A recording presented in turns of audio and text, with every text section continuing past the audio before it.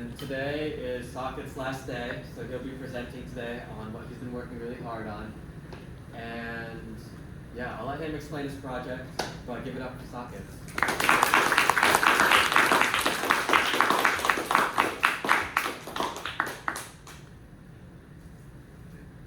Hello everyone, good to see you all actually in front of the class. I know I've been with the PM and AM students for 3 weeks now, so it's good to talk to everyone as a group for once. And so my name is Saketh. I'm a junior, incoming senior at St. Francis High School, and my project that I would like to demonstrate for you all is the real-time planet tracker.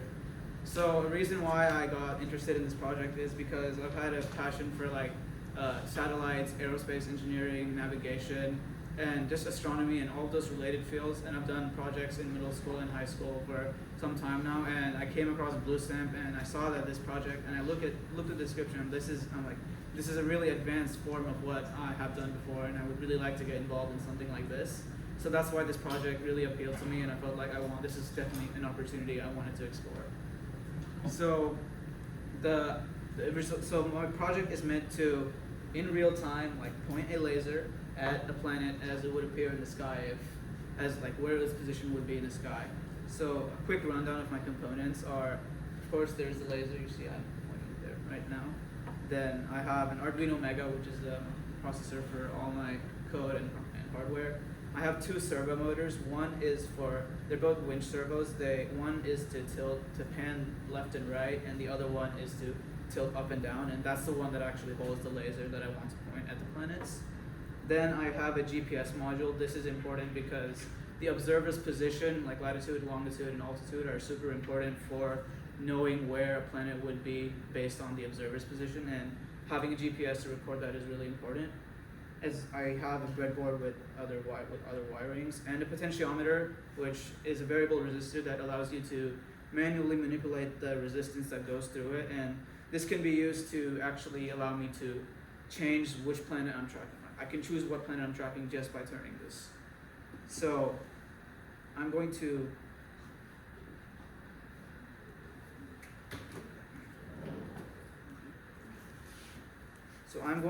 open up an application that allows me to see where a planet actually would be, and I'm going to verify that with my laser as where it's going to be pointing to. So the planet, just for demonstration purposes, I will be tracking the planet Mars. And so Mars, just for reference, my app on the phone shows that Mars would be in that direction. Just on the app I have on my phone, Mars would be in that direction. So I'm going to run this.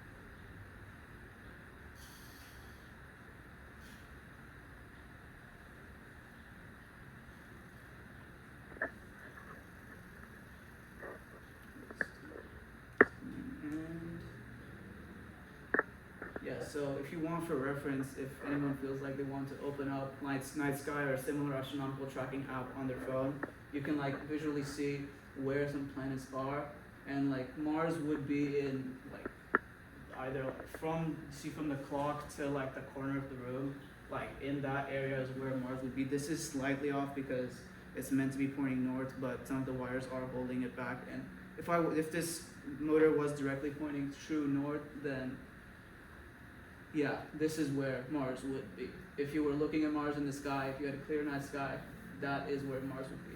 I can show this with other planets as well, but just for this demonstration, I will be showing Mars. So, just for a brief rundown of a quick description of the math I used to do this, there's a coordinate plane which you need to understand that as an observer, you see planets and other celestial bodies in space, and they have their own coordinate system. And the math that I used takes the observer's coordinates, latitude and longitude, and is able to do a lot of astronomical and statistical calculations to project a planet's position based on its own planetary values, which are found from a variety of online sources. And these can be mapped in its own coordinate plane. And this is really important for visualizing if you took Earth as your position and made a big sphere around Earth, in that plane, where would each planet be? And that's what this planet tracker is able to accurately do. So that's just a rundown of like a basic demonstration of tracking one planet, how each component works, and the basic math behind my code. And yeah.